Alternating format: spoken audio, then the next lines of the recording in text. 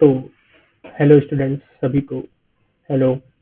अब हम लोग यहाँ पर motion in straight line chapter है उसको हमने जहाँ तक खत्म किया था उसके आगे से पढ़ेंगे, जहाँ पर हम ये पढ़ रहे थे कि कोई भी ऑब्जेक्ट अगर मोशन पे है तो उसकी वेलोसिटी होगी, उसका एक्सेलरेशन होगा और हम लोग उसकी वेलोसिटी फाइंड आउट करने वाले थे with the help of graphically और न्यूमेरिकली।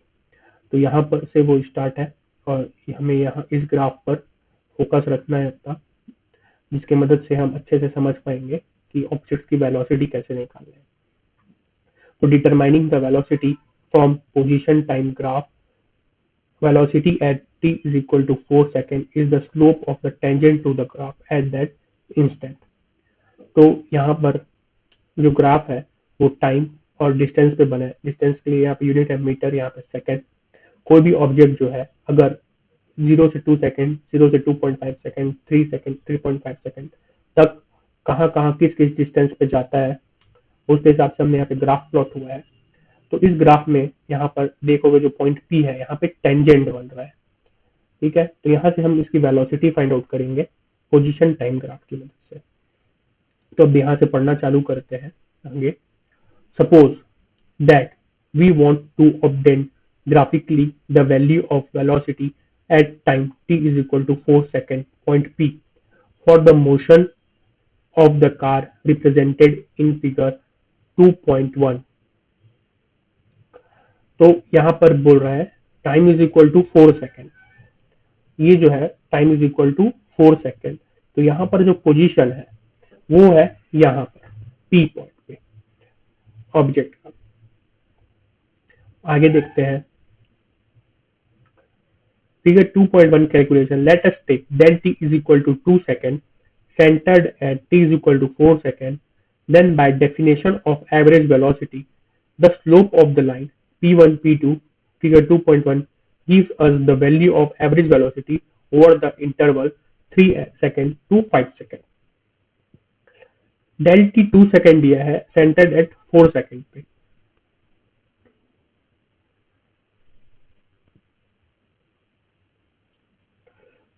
एंड जो टाइम जो चेंज हो रहा है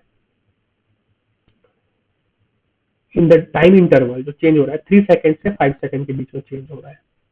तो जो टाइम इंटरवल है 3 से 5 सेकंड के बीच में टाइम इंटरवल माना गया है। 3 से 5 सेकंड के बीच में कितना गैप है? 2 का गैप है, 2 सेकंड का। किसी किसके बीच में? 3 to 5 सेकंड के बीच में। तो यहाँ पर जो पोजीशन बन रहा है वो P1 से P2 के बीच में जो है ऑब्जेक्ट का पोजीशन आ रहा है। तो यहाँ से इसकी जो है ऑब्जेक्ट की जो कि टाइम इंटरवल है 3, मतलब कोई भी एक ऑब्जेक्ट है वो 3 से 5 सेकंड के बीच में जाता है ना। तो कितना टाइम लग रहा है? 2 सेकंड का, क्योंकि 3 से 5 में देखेंगे तो 2 सेकंड का टाइम इंटरवल रहता है। तो इस बीच में जो ऑब्जेक्ट की पोजीशन है वो P1 से लेकर P2 तक रहेगी। तो इससे ऑब्जेक्ट की एवरेज वेलोसिटी पता चलती है। Figure 2.1 gives the value of average velocity over the interval 3 to 5 seconds. Now we decrease the value of del t from 2s to 1s। Time the value of del t को हम decrease करेंगे 2 second से 1 second तक। then the line P1 P2 becomes Q1 Q2। तो यहाँ पर देखना कि जो 3 से 5 था यहाँ पे 2 सेकंड का गैप था, अब उसको हम डिक्रीज करके 1 सेकंड में कर देंगे। तो 3.5 से अगर 4.5 में कर देते हैं फॉर एग्जाम्पल, तो ये जो पोजीशन होगी वो Q1 से Q2 हो जाएगी। पहले कितनी थी? P1 से P2। नाउ अब क्या हो गया है? Q1 से Q2। And it slope gives the value of average velocity over the interval 3.5 to 4.5 second.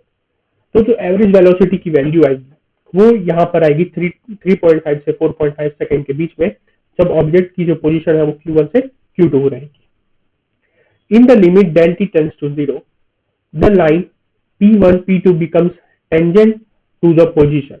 जब del t को 0 कर देते हैं, जैसे 3 पहले था 3 से 5 तो 2 था, फिर 3.5 से 4.5 तो del t कितना हो गया? डिक्रीज हो गया, 2x से 1 हो गया।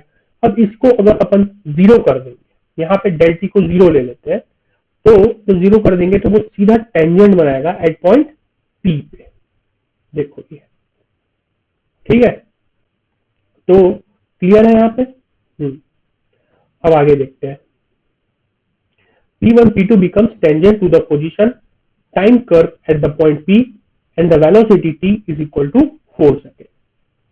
Velocity t is equal to 4 second. तो जो वेलोसिटी है वो टाइम कहाँ 4 सेकेंड पे पता चल रहा है इस टेंजेंट पॉइंट P पे। It is difficult to show this process graphically, but if we use this numerical method to obtain the value of the velocity, the meaning of the limiting the process becomes clear। जब हम इसको ये अभी हमने पढ़ा graphical method की मदद से वेलोसिटी पता की ऑब्जेक्ट की, तो इसमें डिफिकल्टी आएगा ये बता रहा है, तो हम इसको अच्छे से समझ सकते हैं जब हम न्यूमेरिकल इससे सॉल्व करेंगे। तो यहाँ से हम न्यूमेरिकल मेथड से पता करेंगे वेलोसिटी ऑब्जेक्ट की।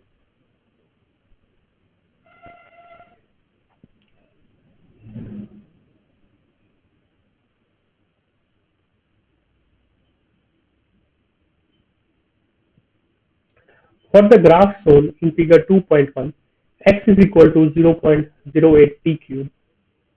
Table 2.1 gives the value of del x by del t calculated for del t equal to 2.0 second, 1.0 second, 0.5 second, 0.1 second and 0.01 second।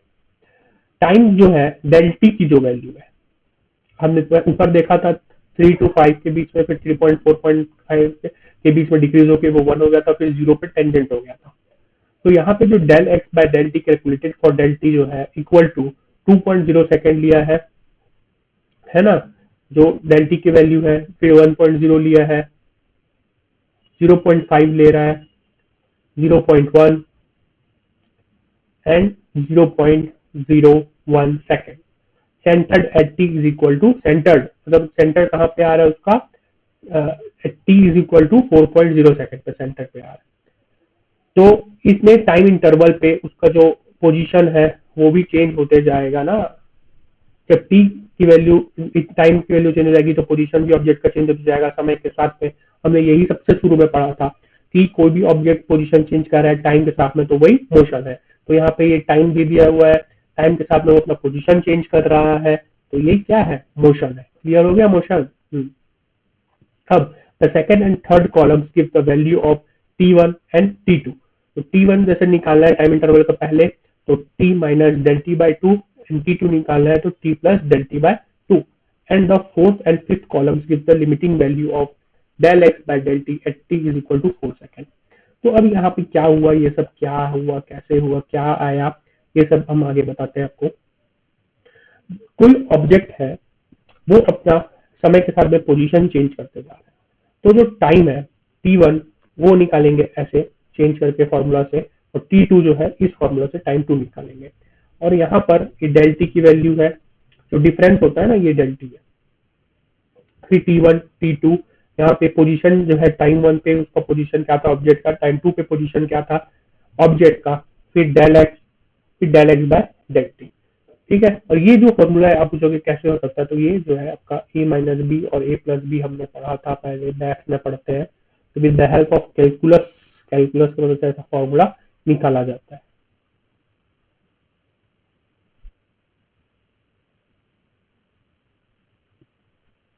ठीक है, तो ये तो एग्जाम पे नहीं, एग्जाम में ये सब नहीं आने वाला है, ये जो चीज यहाँ ये है वो सब।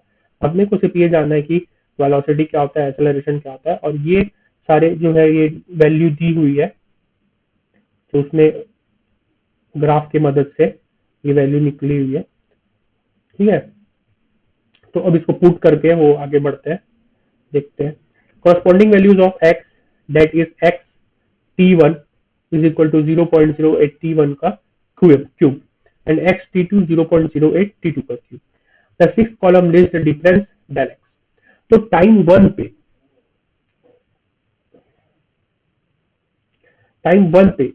x जो था x t1 उसका पोजीशन क्या था ऑब्जेक्ट का, टाइम 2 पे 5.0 सेकेंड पे उसका पोजीशन था 10 मीटर पे। तो उसमें जो होगा चेंज आएगा, डेल एक्स निकालेंगे तो हमेशा बड़े में से छोटे को माइनस करते हैं, तो इसमें जो पोजीशन है एक्स t1 एक्स t2 उसको माइनस करेंगे तो ये आ जाएगा, फिर टाइम को भी माइनस करेंगे t2 माइनस t1 तो ये आ जाएगा। है ना, ये सॉरी यही आ जाएगा, डेल टी आ जाएगा, T2 माइनस T1 करेंगे तो फिर del x by del t करेंगे तो ये आ जाएगा। ठीक है, तो इसको एक बार फिर से देखना तो देख लो। कोई भी ऑब्जेक्ट है 3 सेकंड T1 पे है तो एक्स T1 2.16 मीटर पे रहेगा। टाइमिंग 5.0 सेकंड पे चला गया तो उसका जो पोजीशन है 10.0 मीटर में हो गया। ठीक है, अब यहाँ पे डेल एक्स निकालेंगे तो उसका चेंज जो हुआ है पोजीशन, इससे इसको माइनस कर देंगे बड़े से छोटे को तो ये आ गया। और टाइम में 560 को माइनस करेंगे, यहाँ 2 आ गया तो ये डेल एक्स की वैल्यू आ गई और डेल टी की वैल्यू आ गई। दोनों को डिवाइड कर देंगे तो ये आ गया del x by del t का value. Del x xt2 minus xt1, and the last column gives the ratio of del x and del t, the average velocity corresponding to the value of del t listed in the first column. We see from table 2.1 that as we decrease the value of del t from 2.0 second to 0.010 second, del t की value को decrease कर रहे हैं अपन 2.0 से 0.010 second, the value of average velocity approaches the limiting value 3.84 meter second minus 1। जब del t की value को decrease किया, ये डेल टी की वैल्यू को 2.0 से 0.010 लाया तो the value of average velocity जो है वो लिमिटिंग वैल्यू 3.84 ms माइनस 1 के बराबर हो गई, which is the value of velocity at t is equal to 4.0 second. ये जो है वेलोसिटी की वैल्यू है जब टाइम 4.0 सेकेंड पे था। तो the value of dx by dt at t is equal to 4.0 second. In this manner, we can calculate the velocity at each instant for motion of the car. The graphical method for the determination of instantaneous velocity is always not a convenient method. Graph से जो हम देख रहे थे velocity find out करने का वो convenient method नहीं है बोल रहा है। For this we must carefully plot the position time graph.